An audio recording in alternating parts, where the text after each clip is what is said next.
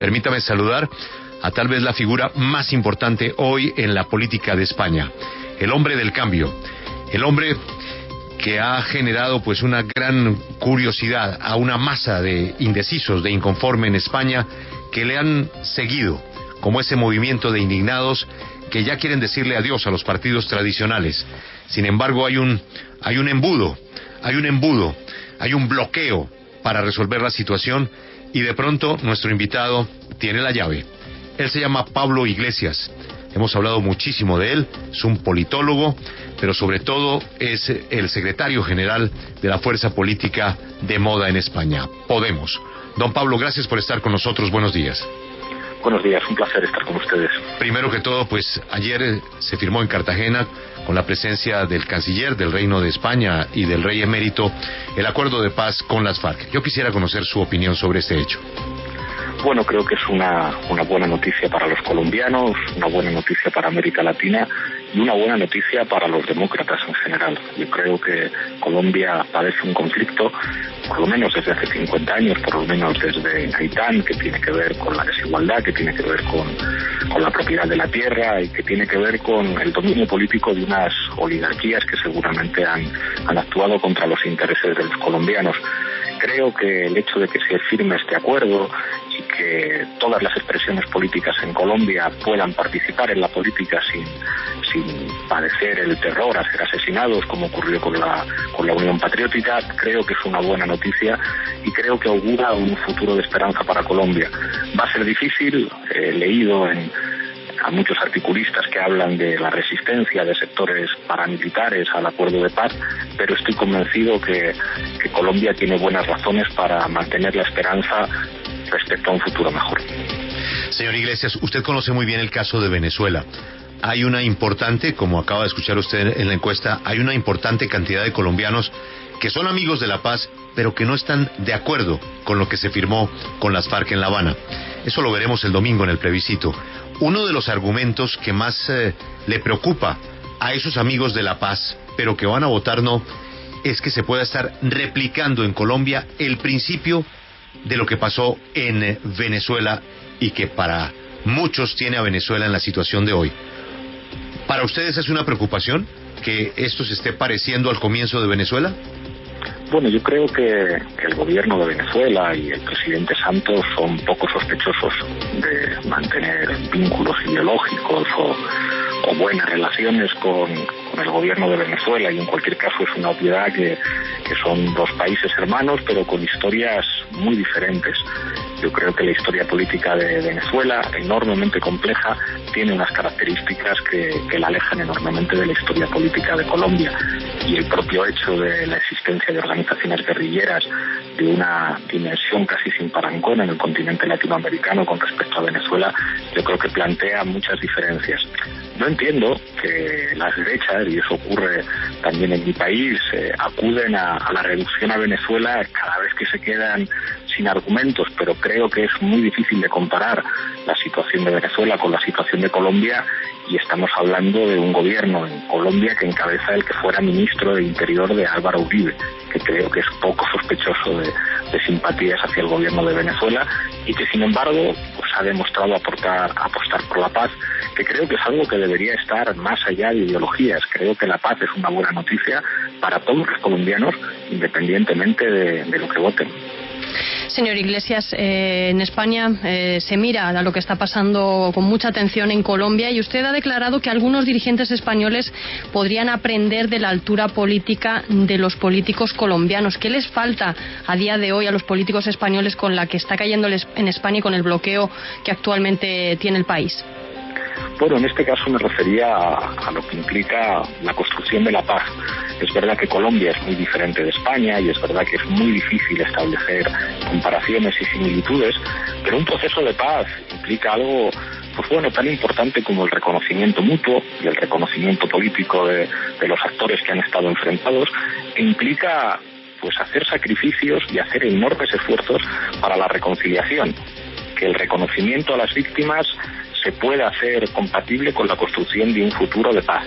En eso creo que los colombianos han sido un ejemplo para el mundo. Hablamos de un país como el de ustedes, en el que el sufrimiento ha sido enorme y siempre es saludable ver ejemplos de altura política y ver que dirigentes políticos que piensan distinto han sido capaces de sentarse a una mesa durante muchos meses, durante años, y poder llegar a un acuerdo en el que lo fundamental es el interés de Colombia.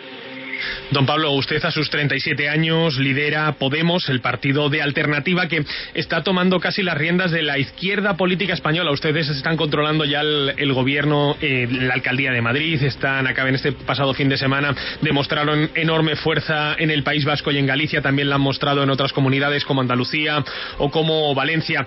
A mí me gustaría saber, con el poco tiempo como partido que tiene Podemos, ustedes han logrado grandes avances. ¿Creen ustedes que las FARC, una vez convertidos en partido político, pueden tener el mismo éxito en Colombia en tan corto plazo que ustedes han tenido en España? Bueno, creo que es muy difícil establecer comparaciones y yo creo que eso va a depender de que los colombianos voten. Yo creo que la experiencia de la Unión Patriótica pues fue muy reveladora. Les asesinaban por ser miembros de la Unión Patriótica. Y yo creo que el hecho de que se abra la posibilidad de que todas las opciones políticas puedan competir electoralmente en Colombia sin tener miedo a ser asesinados es ya una buena noticia. Y el resto dependerá de lo que decidan los colombianos y de los aciertos o los errores de las diferentes opciones políticas. Todos podemos tener nuestras simpatías y los que nos situamos en la izquierda pues evidentemente tenemos las nuestras, pero creo que ahora no discutimos tanto de eso como de la posibilidad de que en Colombia todo el mundo pueda hacer política. En Colombia hemos visto cómo se daba carta de naturaleza política al paramilitarismo, que ocupaba las instituciones, que ocupaba el Parlamento. Hemos visto el aval de Estados Unidos a políticas de terrorismo de Estado. Y ahora por primera vez creo que se abre la posibilidad de que todo el mundo haga política. Esa es la buena noticia. Que después los colombianos voten en una o en otra dirección, siempre que lo puedan hacer en libertad. Eso es lo de menos. Lo importante es que todo el mundo se pueda presentar a las elecciones sin temor a ser asesinados como les ocurría a los miembros de la Unión Patriótica. Don Pablo, ustedes llegaron y como decía mi compañero, en muy poco espacio de tiempo subieron hasta arriba. ¿Cómo ve ahora, entre el camino llevado, los problemas, las piedras en el camino que ustedes han encontrado, dónde ve usted a día de hoy el futuro de Podemos? Bueno, estamos en una situación muy complicada en España. Digamos que la crisis de régimen que abrió el 15M representó una señal. Y una señal que no tenía además nada que ver con una suerte de venganza de la izquierda o de venganza de los perdedores del proceso de transición política, sino con sectores sociales cada vez más amplios que dejaron de autopercibirse ideológicamente como clases medias a las que se prometía un futuro de prosperidad y se vieron como personas que eran desahuciadas, como familias en las que los abuelos tenían que estirar su pensión para ayudar a los hijos o a los nietos, que tenían que padecer la emigración de los jóvenes, y eso abrió un escenario político nuevo. Podemos fue quizá la expresión electoral más elaborada de esa indignación, pero nosotros somos al fin y al cabo el resultado del fracaso de los actores políticos tradicionales. Hemos logrado algo histórico, algo increíble en solamente 2 años y medio, y a partir de ahora toca acabar trincheras en la sociedad civil. Podemos tiene que ser un instrumento político de los movimientos sociales y de los movimientos populares. A veces hay que gobernar, como estamos haciendo en algunos ayuntamientos, como aspiramos a hacer en algunas comunidades autónomas, y hay otros momentos en lo que toca hacer es reforzarse en lo social. Nosotros hubiéramos querido poder gobernar con el Partido Socialista, pero yo tengo la impresión de que el Partido Socialista no se atreve a gobernar con nosotros. Nuestra mano va a seguir tendida, pero si no se atreven a gobernar con nosotros, nuestro papel fundamental es no olvidar a quién representamos. Nosotros representamos a las mayorías sociales en un país en el que las élites políticas, y esto en Colombia lo conocen bien, han sido en última instancia representantes de las élites económicas. Bueno, yo creo que hacer política es elegir. Nosotros hemos elegido estar del lado de las mayorías sociales y creo que es una cuestión de tiempo. Podemos ser la primera fuerza política entre los jóvenes en España, podemos ser la primera fuerza política en las grandes ciudades, somos la primera fuerza política en las naciones sin Estado de nuestro país, como Cataluña, como el País Vasco, y creo que el futuro de España pasa por Unidos Podemos. Señor Iglesias, hablaba usted de la posibilidad de formar un gobierno con el Partido Socialista que a día de hoy lidera Pedro Sánchez. Si el señor Sánchez abandonara el liderazgo del Partido Socialista, ¿estarían ustedes más cerca o más lejos de un acuerdo de gobierno con el PSOE?